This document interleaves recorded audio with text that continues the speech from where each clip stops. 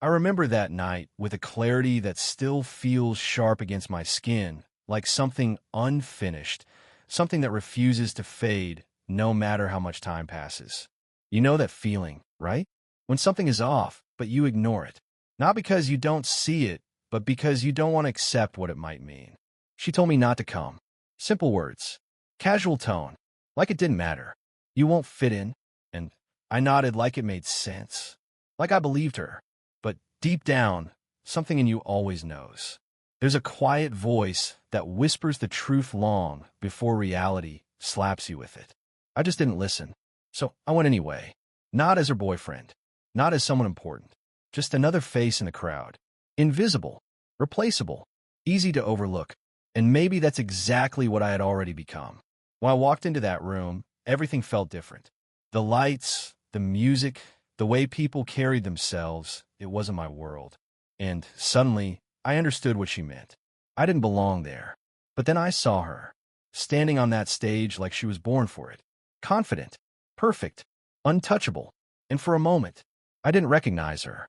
Not because she had changed overnight, but because she had been changing for a long time, and I was the only one who hadn't noticed.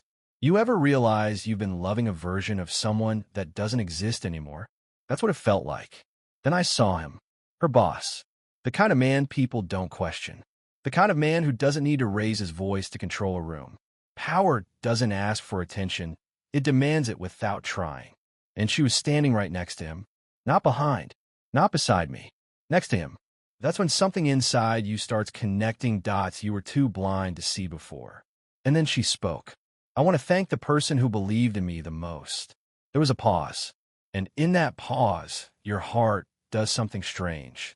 It hopes, even when it shouldn't. Even when everything already feels wrong, you still hope. Maybe she'll look at you. Maybe she'll remember. Maybe you still matter. But she didn't look at me. She looked at him, and the room exploded in applause. That sound, it didn't feel like celebration. It felt like confirmation. Like the universe itself was clapping for a truth you were too late to understand. Something inside you doesn't shatter all at once. It collapses quietly, piece by piece, breath by breath. And you just stand there, smiling slightly, pretending you're okay, while something real inside you is dying.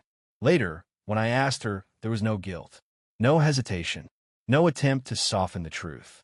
Since I realized love doesn't pay bills. That was it. That was the line that separated who I thought she was from who she really had become. And in that moment, you feel small. Not because of what she chose, but because of what you believed. You believed love was enough. You believed loyalty meant something. You believed that what you were building together had value. But to her it didn't.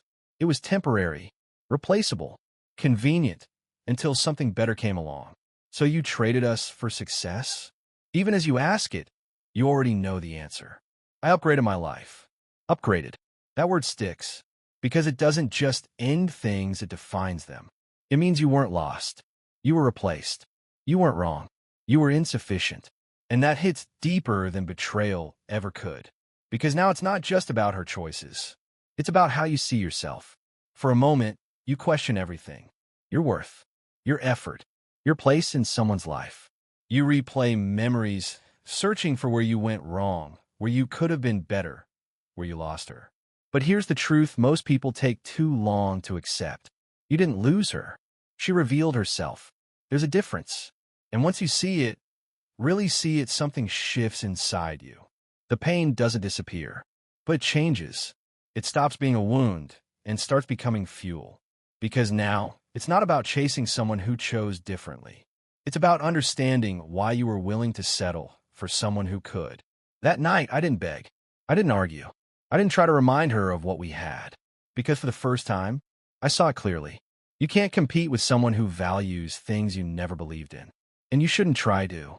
So I laughed. Not because it was funny, but because something inside me finally woke up. A realization. Cold, sharp, uncomfortable, but necessary. She didn't break me. She exposed the truth I was avoiding. And standing there, in that moment where everything I thought mattered fell apart, I made a decision. Not out loud. Not for anyone else to hear. Just between me and the version of myself I was about to leave behind. I won't chase what walked away. I won't beg for what didn't see my value. And I won't stay the same man she thought was easy to replace. Because from that point on, it was never about getting her back. It was about becoming someone who would never be compared, never be overlooked, and never be called an option again. After that night, everything didn't just fall apart, it disappeared. Not all at once. Not in some dramatic explosion. It was quieter than that. Slower. Like watching your life lose color one piece at a time until you're left standing in something that doesn't even feel like yours anymore. You think heartbreak is just about losing a person. It's not. It's about losing the version of yourself that existed with them. And once that's gone, you don't recognize anything. Not your routine. Not your thoughts. Not even your own reflection. I lost more than her. I lost my job. Couldn't focus. Couldn't show up. Couldn't pretend everything was fine when it clearly wasn't. My mind was somewhere else, stuck replaying moments that didn't matter anymore. I lost my confidence. That quiet belief that you're enough, that you're moving in the right direction gone. Replaced with doubt. Constant, heavy doubt. And direction? That was the worst part. Waking up without purpose, without something pulling you forward, it drains you in a way nothing else does. Everywhere I went, I saw her. Not physically, but in everything around me. Billboards with luxury brands. People dressed like they had everything figured out. Expensive cars sliding past like success was normal, like it was easy. That was her world now. Luxury, success, power. And you start comparing, even when you don't want to. You start asking yourself questions that slowly eat away at you. Why wasn't I enough? Why wasn't I there? Why did she have to leave to become that version of herself? And then you look at your own life, and it feels like nothing. No movement, no growth, no control. Just empty space where something should have been. That's what rock bottom really feels like. Not pain, emptiness. Like you're present, but not alive. If it wasn't for Samir, I don't know how long I would have stayed there.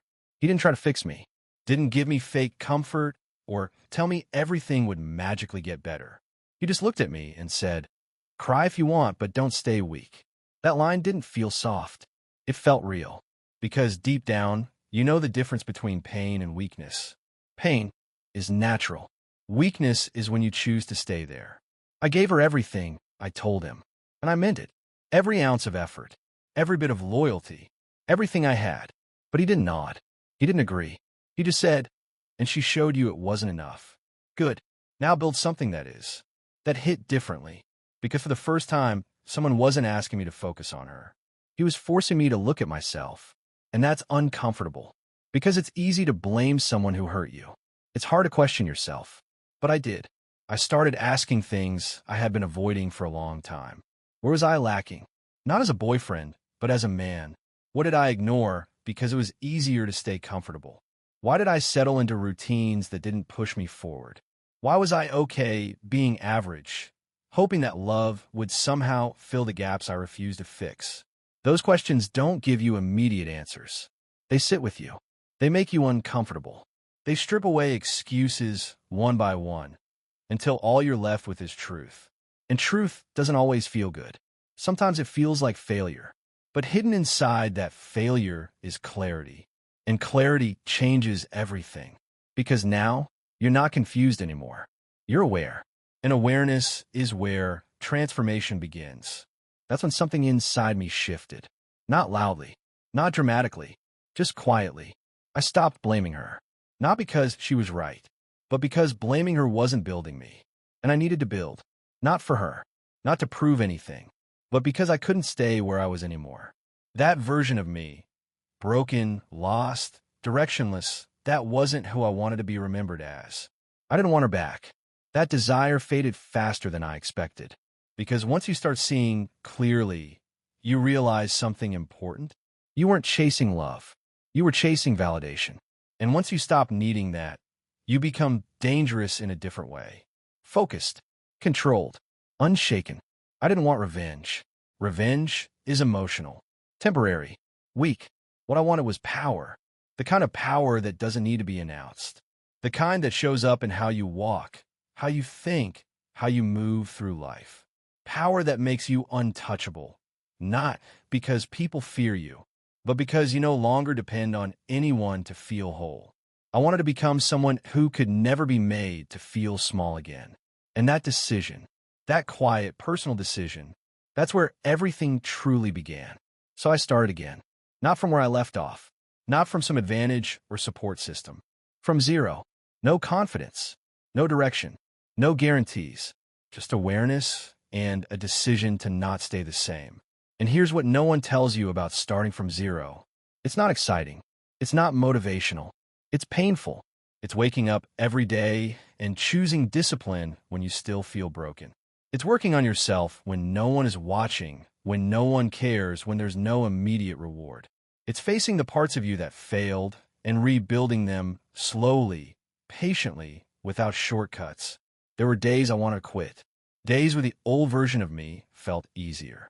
Days where staying stuck felt more comfortable than pushing forward. But I didn't stop, because once you've seen what it feels like to lose yourself, you never want to go back there again. Rock bottom didn't destroy me. It exposed me. Every weakness, every gap, every illusion I was hiding behind. And instead of running from it, I used it. I let it shape me. I let it harden me. I let it build something stronger, something real. Because in the end, rock bottom isn't where you end. It's where you decide who you're going to become next. You thought success was something that just happened, that if you worked hard enough, loved deeply enough, stayed loyal long enough, it would eventually find you. But standing there, after losing everything, you realize something uncomfortable. Success doesn't care about effort. It responds to strategy. And you had none. That's the part no one wants to admit. It's easier to say you were unlucky, misunderstood, overlooked. But deep down, you know the truth. You're moving through life, reacting, not planning, feeling, not thinking, hoping, not building. And hope doesn't win in a world built on calculated moves. So you made a decision. If there was a game being played, you were going to learn it. Not from motivation, not from surface-level advice, but from the people who were already winning. Every day became different. Your nights stopped being about distraction and started becoming about discipline. While others were sleeping, escaping, scrolling, you were studying. Not because you enjoyed it, but because you were tired of being the one who didn't understand how things worked. Business, negotiation, influence. At first, it felt foreign, cold, almost uncomfortable, because you were used to leading with emotion. But emotion doesn't close deals. Emotion doesn't build leverage. Emotion doesn't protect you when someone across the table sees your weakness before you even speak. So you watched. You observed the kind of men you used to ignore. Men like your boss. Not loud, not flashy, but controlled, intentional. Every move they made had a reason behind it. They didn't chase money. They built systems that made money come to them. That's a different level of thinking. And once you see it, you can't unsee it. That's when Zara walked into your life. Not by accident. Nothing about your life felt accidental anymore. She looked at you once, really looked, and saw something most people missed. Not your pain, not your past, your potential. You're not broken, she said. You're just untrained. That line stayed with you because it shifted everything. You weren't a failure. You were just unprepared, and preparation can be fixed. Zara didn't comfort you. She didn't soften her words or protect your feelings. She was strict, sharp, honest in a way that made you uncomfortable at first. But that's exactly what you needed, because growth doesn't happen in comfort. It happens when someone forces you to face what you've been avoiding. No emotions in business, she told you. Only decisions. At first, you resisted that. How do you turn off something that has always defined you? But slowly you understood. It wasn't about becoming cold. It was about becoming clear, separating what you feel from what needs to be done. Because when emotions lead, mistakes follow. Under her guidance, you stepped into a world that once felt out of reach. Not as an outsider, but as a student. Your first deals were small, almost insignificant, the kind of opportunities most people overlook. But this time, you didn't overlook anything. You treated every deal like it mattered, every conversation like it was a test, every mistake like it was a lesson you couldn't afford to ignore. And you failed, more than once. Deals fell apart. People said no.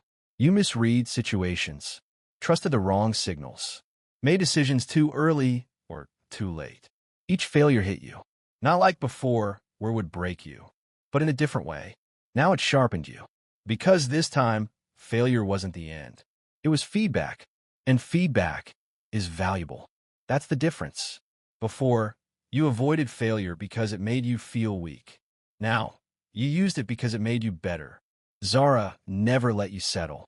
Every time you thought you were improving, she pushed harder. You're thinking like a worker, she'd say. Think like an owner. That shift from doing tasks to controlling outcomes, that's where things started changing. You stopped asking, what should I do? And started asking, what moves the outcome in my favor? That question alone changes how you see everything. People, opportunities, risks. You stopped reacting. You started calculating.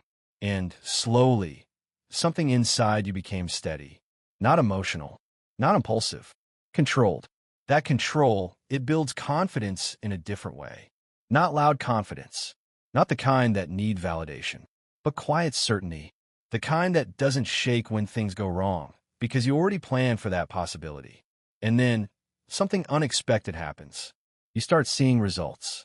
Small at first, a deal that goes through, a negotiation that ends in your favor, a moment where someone across the table hesitates because they realize you're not the same person they expected.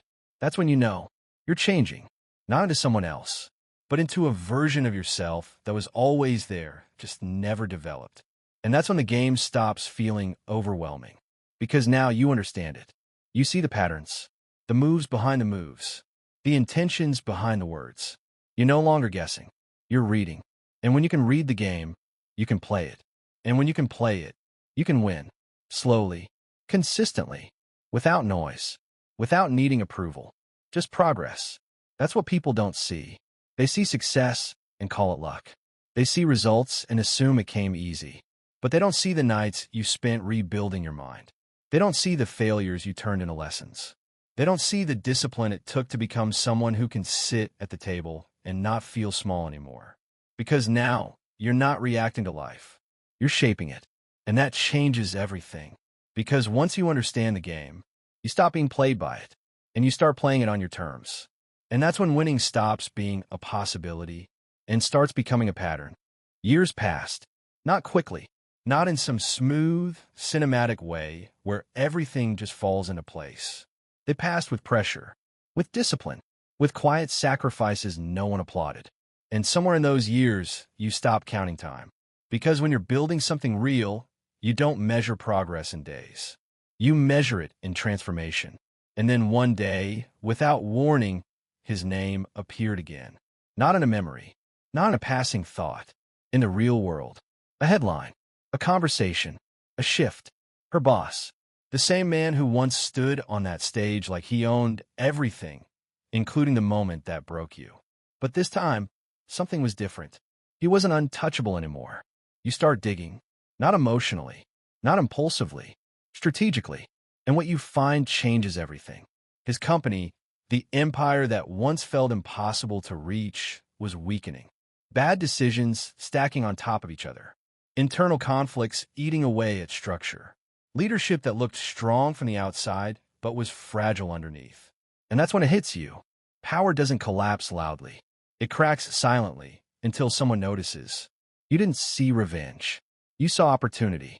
That's the difference between who you were and who you had become. The old you would have acted out of emotion. Try to prove something. Try to get even. But now, you didn't need to prove anything. You needed to position yourself. So you moved. Quietly. No announcements. No attention. No unnecessary risks. Just calculated steps. You build connections, not for status, but for access. The kind of access that opens doors before you even knock. You invested, not randomly, but with intention. Every move had a purpose. Every decision had a long-term angle. Step by step, you entered his world. Not as an outsider, as a player. At first, no one noticed. Why would they? You weren't loud. You weren't chasing visibility. You were building presence. And there's a difference. Presence doesn't need to be announced. It's felt when it's too late to ignore. You started appearing in rooms that once felt out of reach. Sitting across tables where decisions shaped millions. listening more than you spoke, observing more than you reacted, because you understood something now. The loudest person in the room is rarely the one in control. And then, eventually, you cross paths with him. Not dramatically, not in some stage confrontation, just naturally. A room filled with people who mattered. And for a moment, his eyes passed over you without recognition. That alone told you everything. You were invisible once. Forgettable. Insignificant in his world. But not anymore. Because while he was managing what he had, you were building what he didn't see coming. And, slowly, the dynamics started shifting. He began hearing your name. Not directly. Through others. In conversations. In decisions. In deals that started leaning in your favor. At first, it was subtle. A hesitation here. A lost opportunity there. Nothing obvious. But enough to create pressure. And pressure reveals weakness. The stronger you became, the more his cracks started showing. His leadership, reactive. His decisions, rushed. His control, slipping. Because here's the truth about power. It's not lost all at once. It's taken piece by someone who understands where to apply pressure. And you did. Not emotionally, not recklessly, but precisely, until the moment came. The boardroom. The place where everything looks calm, but nothing is casual. Where power isn't displayed. It's decided. You walk in, not as the man you used to be, but as someone they now have to acknowledge. No noise. No arrogance. Just presence. And this time, he notices. Not fully. Not yet. But enough to feel something shift. The discussion begins. Numbers. Stakes. Decisions that most people would never even understand, let alone influence. And you sit there, steady, because this is what you prepared for. Every failure, every late night, every uncomfortable lesson, it all led here. And when the moment comes, you don't hesitate. You execute. Clean, direct, final. And just like that, the structure changes. Ownership shifts. Control moves from his hands to yours. No applause. No dramatic reaction. Just silence. The kind of silence that carries weight. Because everyone in that room understands exactly what just happened. Everything he built. Everything he controlled. Everything that once felt unreachable to you now belongs to you. You look at him. Same suit. Same posture. Same man who once stood above you without even knowing you existed. But something is missing. Control. That invisible force that once surrounded him, gone. And for the first time, you see him clearly. Not as a symbol. Not as a rival. Just a man. He says. And there it is. Recognition. Late. But real. He finally sees you. Not the version you used to be, but the one standing in front of him now. And in that moment, everything connects. The past. The pain. The night that changed everything. You could say a lot. You could remind him. You could make it personal. But you don't. Because this was never about him. And it was never about her. It was about you becoming someone who doesn't need validation from either. So you smile. Not out of arrogance, but out of understanding. And you say one word. Upgrade. Not as an insult. Not as revenge. But as truth. Because that's what this journey was. Not from loss to gain. But from weakness to control. From emotion to clarity. From being overlooked to being undeniable. And as you sit there in the position you once thought was impossible, you realize something most people never understand. Winning isn't about taking something from someone else. It's about becoming the kind of person who can. News spreads fast when power changes hands. Faster than truth. Faster than context. Faster than anyone can understand what really happened behind closed doors. One day, he was the man everyone feared. The next, he was a story people whispered about. The man who controlled everything, lost it all. And the man who took it, you. Not the version of you they remember. Not the one who stood quietly in the background, hoping to be enough. Someone else. Someone they didn't see coming. And that's when it happens. She comes back. Of course she does. Because success has a strange gravity. It pulls people in, especially the ones who once walked away like you didn't matter. You see her again, and for a moment, time folds. Not emotionally, not painfully, just clearly. She looks the same, maybe even better, more polished, more composed. But you see beyond that now. Because once you've seen someone's values, really seen them, appearance doesn't distract you anymore. I didn't know you'd become this, she says. There's something in her voice this time. Not confidence, not control, uncertainty. And that alone tells you everything has changed. You look at her, not with anger, not with pride, just calm. You didn't wait to find out. Simple, direct, and it lands exactly where it needs to. Because that's the truth. She didn't stay. She didn't believe. She chose based on what she saw in that moment. Now it could be built over time. Tears fill her eyes. And for the first time, you see something you never saw before. Regret. Real regret. I made a mistake. That line, it used to mean everything to you. Once you would have held on to it, analyzed it, given it weight. But now, it feels different, smaller, because you've grown past the place where her words define your reality. You take a step closer, not aggressively, not emotionally, just enough to make sure she hears you clearly. No, you say softly. You made a choice. And that's the difference most people avoid. A mistake is accidental. A choice is intentional. She chose what she valued. She chose the life she wanted. And now, she's facing the outcome of that decision. Silence fills the space between you. Heavy, honest, final. I can fix it, she whispers. There it is. The offer. The return. The idea that things can go back to what they were. But that version of your life doesn't exist anymore. Not because of her. Because of you. You smile slightly. Not to comfort her. Not to hurt her. Just because you understand something she still doesn't. You already fixed my life, you say. She looks confused. Because she's still thinking in terms of relationships, of emotions, of repairing what was lost. But your perspective has changed. By leaving, and that's when it hits her. Not loudly. Not dramatically. But deeply. Because she realizes she wasn't the loss. She was the turning point. That breaks something inside her. You can see it. The weight of understanding settling in, too late to change anything. But here's the part that surprises even you. You feel nothing. No anger. No satisfaction. No lingering attachment trying to pull you back. Just clarity. Clean, uncomplicated clarity. Because you've already processed the pain. You've already rebuilt yourself. You've already become someone who doesn't need this moment to feel complete. I don't hate you, you say. And you mean it. Hate requires energy. It keeps you tied to the past.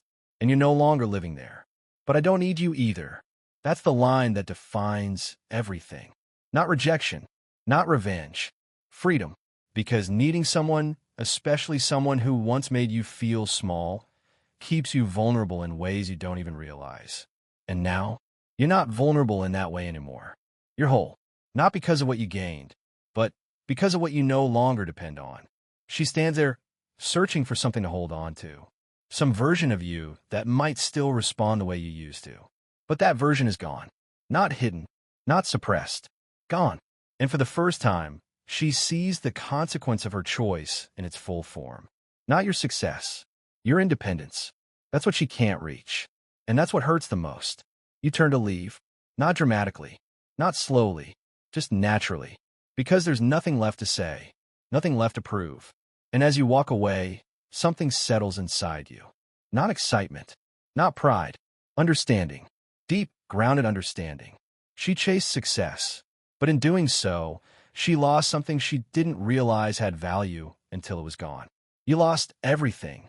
And in that loss, you were forced to build something real. Something strong. Something that couldn't be taken from you again. That's the difference. One of you chose comfort and immediate gain.